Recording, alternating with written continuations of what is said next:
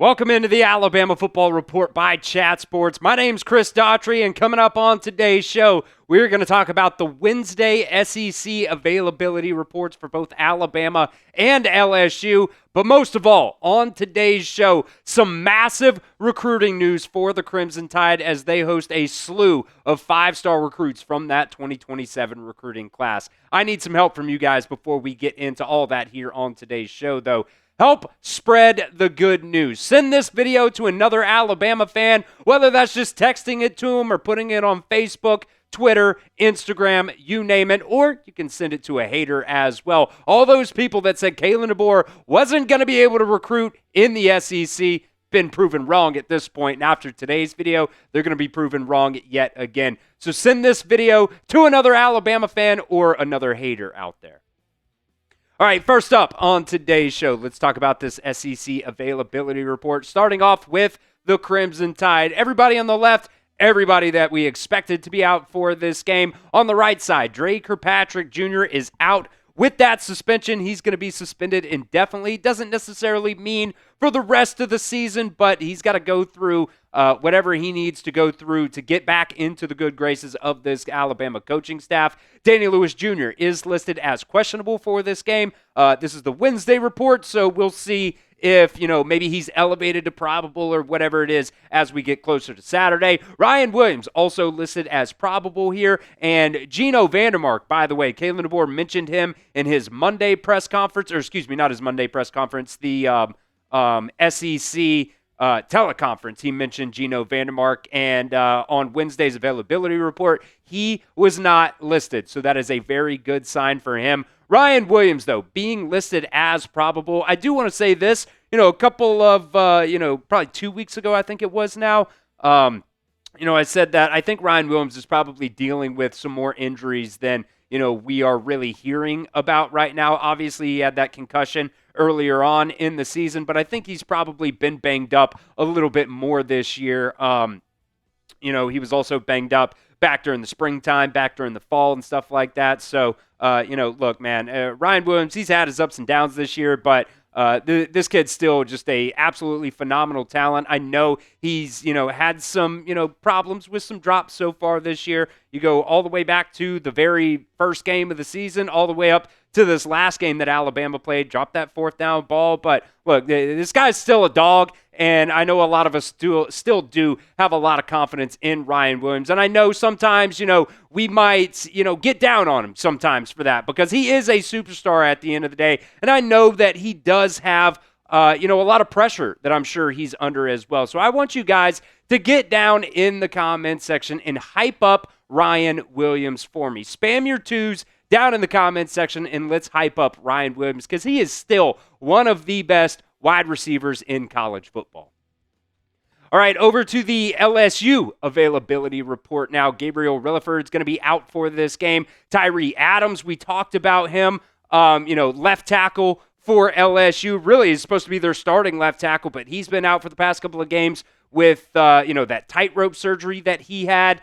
Zach Weeks going to be out. Whit Weeks, another one. Kind of funny, their interim coach the other day said that he was probably doubtful for this game, but the first availability report comes out, and he's listed as questionable. So, look, man, he is a leader on this LSU team, not just their defense, on this entire LSU team. So I would not be surprised in the slightest if Whit Weeks ends up at least being a game-time decision when it comes down to it, but I would not be surprised at all if, he ends up playing in this game, and then Curtis Kern as well is listed as probable.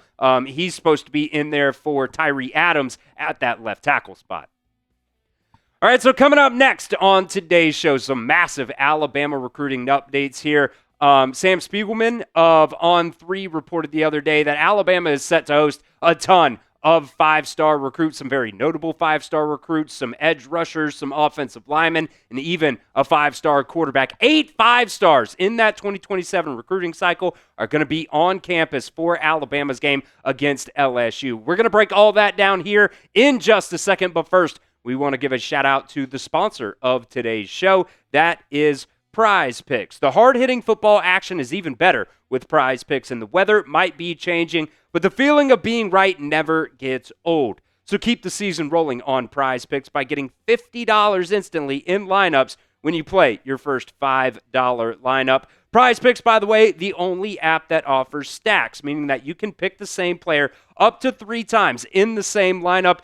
You want more than on Josh Allen passing yards, rush yards, and touchdowns.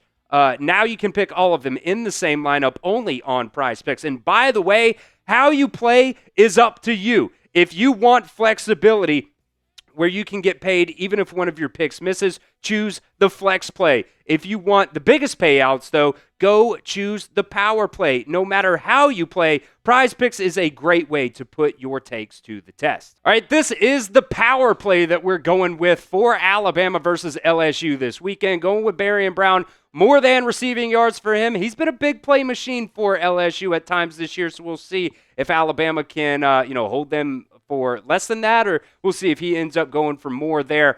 Jeremy Bernard going with more than receiving yards for him at 60.5, and then going with Ty Simpson. This seems like it happens every single week. Ty Simpson, more than 1.5 passing touchdowns. So download the Prize Picks app today and use promo code CLNS to get $50 in lineups after you play your first $5 lineup. That's promo code CLNS to get $50 in lineups after you play your first $5 lineup. That link's going to be down in the comment section of today's show. It's also going to be down in the description of today's video as well. Prize Picks. It's good to be right.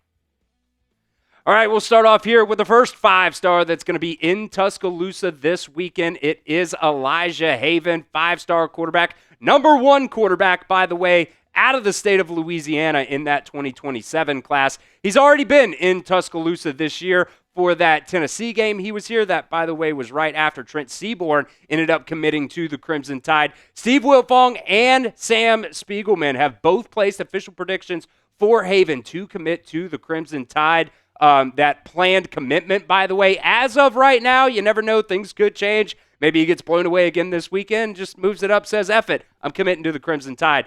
But the plan, anyways, right now is going to be on January 1st. So we'll see if he ends up committing this weekend or after this weekend, or if he ends up, still waiting there until January 1st. But this possible quarterback class for Alabama would be absolutely insane. Everybody knows the stories of Trent Seaborn, coming to Alabama, as an 8th grader, leading Thompson High School to a state championship there. I believe it was his sophomore year where he ended up leading them to a 2nd state championship. And it's crazy to see what he's been doing now, and he's still only just a junior. And if Alabama gets both of these guys in their class, man, that would just be absolutely, an incredible quarterback class. Back-to-back classes, by the way, where Alabama's trying to go after 2 different quarterbacks. This is what Haven's father said about Alabama 2-on-3. He said, now it brings them right up to the top. I always stress stability in a program and quarterback development. 2 things are definitely first and foremost, and highlights of Alabama in the program. Kalen DeBoer seems to be getting a good handle on the program, getting comfortable. He's settling into the role, the expectations of being the Alabama coach. Coach Sheridan and Coach Grubbs, what they're doing with the offense and how to utilize the weapons and put everyone in positions to be successful. It's something to see, and definitely something that we take notice of. I always ask Elijah if you could see yourself playing there, and he always says yes. So, all of those are definitely positive things for sure. Very, very good sign right there from Elijah Haven's dad. So I want to hear from you guys down. We're going to make this one the pinned comment of today's show. Will Elijah Haven commit to Alabama's 2027 recruiting class? Let me know what you guys think. Type Y for yes or N for no down in the comment section of today's video.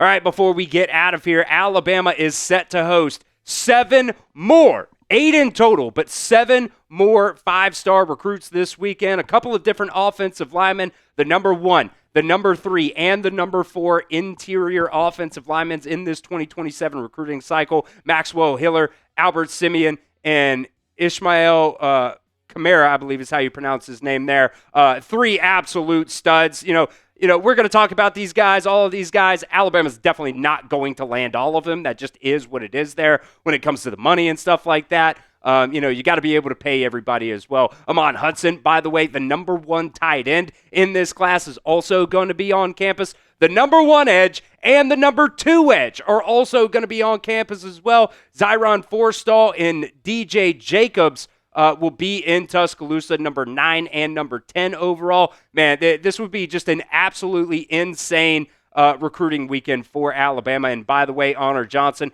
the number 1 safety as well, will be on campus.